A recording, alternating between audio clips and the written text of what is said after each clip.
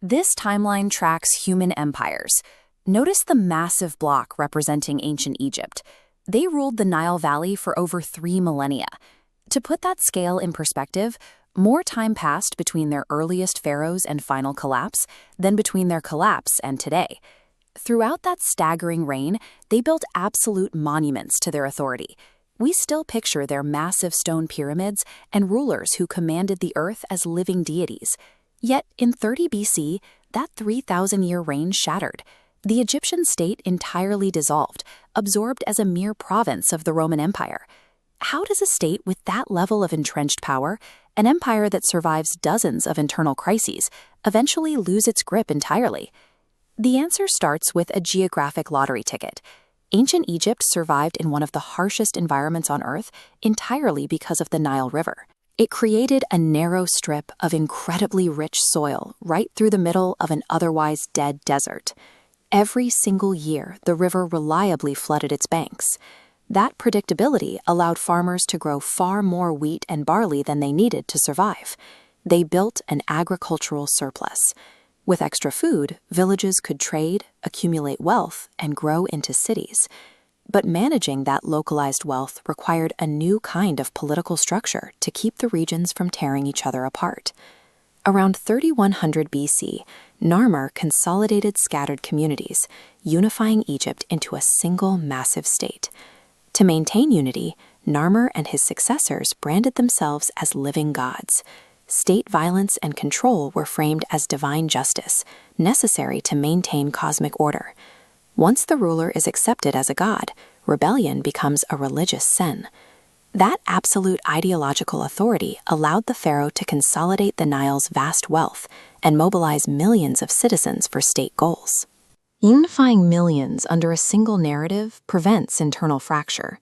It's the first requirement for any state looking to achieve superpower status.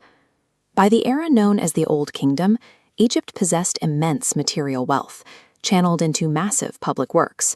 The Great Pyramid of Giza stands as the ultimate symbol of state capacity.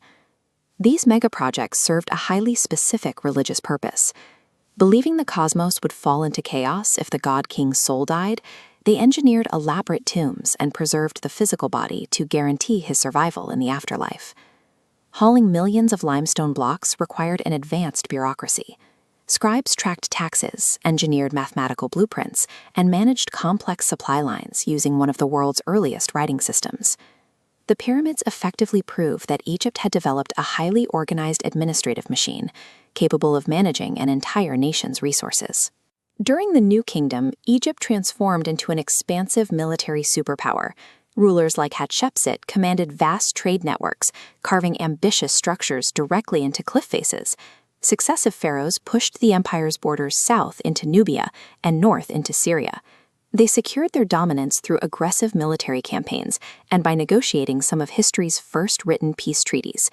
Even when internal vulnerabilities threatened the state, like when the pharaoh Akhenaten outlawed traditional gods and triggered massive civil unrest, the system held.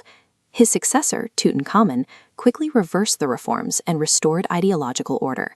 A robust state does not avoid crisis. It survives by relying on strong institutions that can correct internal damage and return the country to a steady baseline. This diagram illustrates the cascade of failures triggering Egypt's decline after Ramses II. Weak rulers and civil wars drained the treasury. That economic decline starved the military, which directly led to the loss of profitable border territories. Once a superpower stops projecting strength outward, it invites attacks inward. Egypt suffered a domino effect of foreign invasions, falling first to the Assyrians and later the Persians. By 332 BC, the once impenetrable nation offered almost no resistance when Alexander the Great marched in. His bloodless conquest officially ended native Egyptian rule, replacing it with a blended Greek-Egyptian administration. Outside forces rarely conquer a healthy empire. By the time foreign armies march through the capital, the target state has usually spent decades rotting from the inside. The final attempt to save the independent state fell to Cleopatra VII, a sharp tactician. Recognizing Rome's aggressive expansion, her strategy was alliance. By entangling herself with Roman leaders like Mark Antony, she effectively bought Egypt time. Diplomacy could only delay the inevitable. In 31 BC, her forces suffered a catastrophic defeat at the Battle of Actium. Cleopatra died shortly after, and the ancient superpower was formally downgraded to a Roman province. The line of pharaohs ended, and the political boundaries of the empire dissolved entirely. Yet the foundational discoveries they made in mathematics, medicine, and engineering outlived the state that funded them. The government fell, but the civilization left a permanent blueprint on the human record.